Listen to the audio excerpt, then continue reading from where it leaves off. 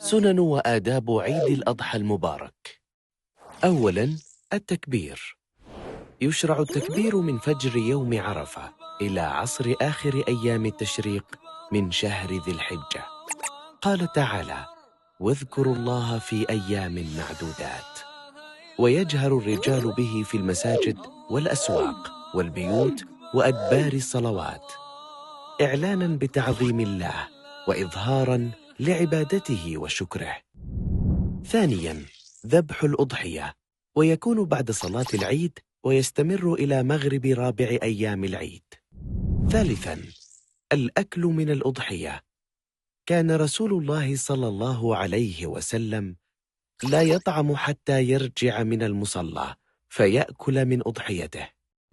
رابعاً، الاغتسال والتطيب.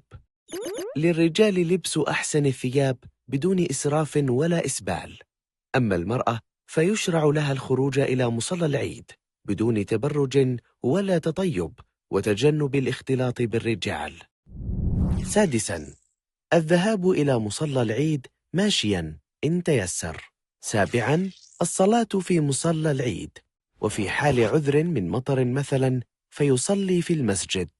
ثامناً، الصلاة مع المسلمين واستحباب حضور الخطبة. تاسعاً، مخالفة الطريق. يستحب الذهاب إلى مصلى العيد من طريق والرجوع من طريق آخر. عاشراً، التهنئة بالعيد. تقبل الله منا ومنكم. تجنب هذه الأخطاء: أخذ شيء من الشعر وتقليم الأظافر قبل ذبح الأضحية لمن أراد الأضحية. التبذير في المأكل والمشرب ونحو ذلك. التفاخر بالملبس والمركب.